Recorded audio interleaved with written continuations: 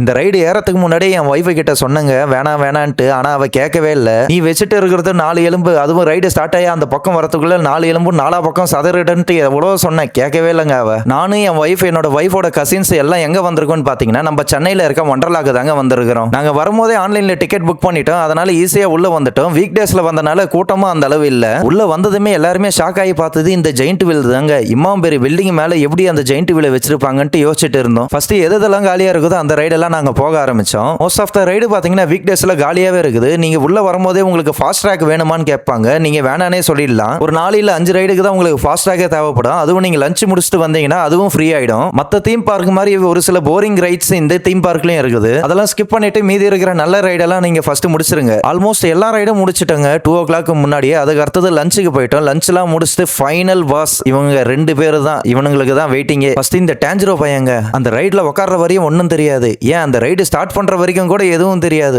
Once start ஆகி ஒரு speed எடுப்பாம பாருங்க, அதுக்கு அடுத்தது ரிட்டன் இந்த பக்கம் வந்த பேர் தான் உங்களுக்கு சுய நினைவே வரும். இவர் தான் ஃபைனல் பாஸ், சென்னை வண்டர்லாவோட டான். இவரை பத்தி நான் பார்ட் 2ல சொல்றேன். மறக்காம பேஜை ஃபாலோ பண்ணிக்கங்க. பார்ட் 2ல பார்க்குறேன். பாய்.